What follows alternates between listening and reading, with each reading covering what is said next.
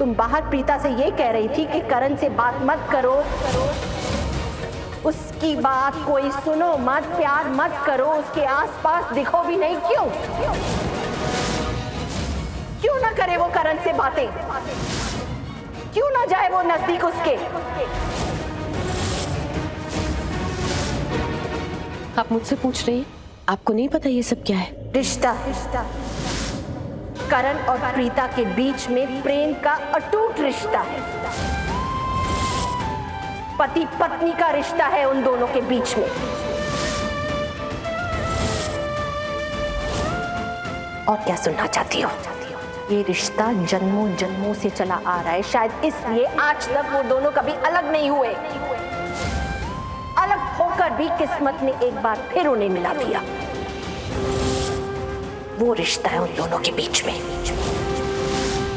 उस बेचारी प्रीता को तो ये भी नहीं पता कि वो वापस अपने ही घर में आई है।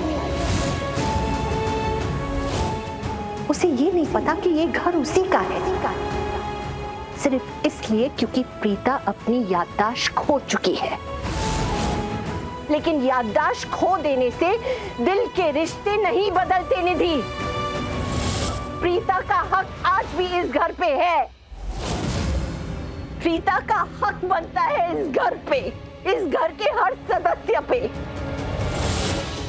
उसका रिश्ता है करण के साथ, उसका रिश्ता है उसके बच्चों के साथ।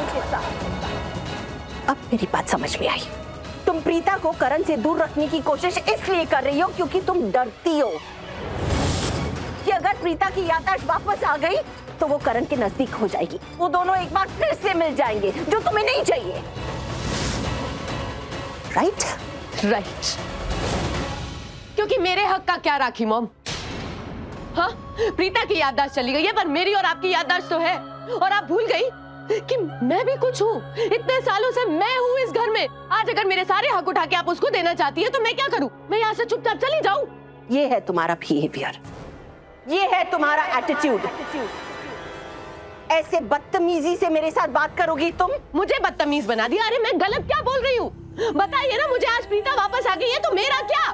तमीज तो मैं तुम्हें सालों से सिखाने की कोशिश कर रही हूँ निधि। जब से तुम इस घर में आई हो ना, तब से मैं कोशिश कर रही हूँ कि लूथरा खानदान के संस्कार तुम अपनाओ, मर्यादा के दहलीज में रहो। लेकिन नहीं। अफसोस की बात है कि इतने साल हमारे साथ रहने के बाद भी तुम ये सब चीजें नहीं सीखी। लेकिन फिर भी मैंने तुम्हें कभी कुछ नहीं कहा। हमेशा तुम्हारा साथ देके तुम्हारे साथ खड़ी थी। क्यों? सिर्फ इसलिए क्योंकि तुम शौर्य और काव्या की मां बनके इस घर में रहती थी। लेकिन उसका फायदा मत उठाना।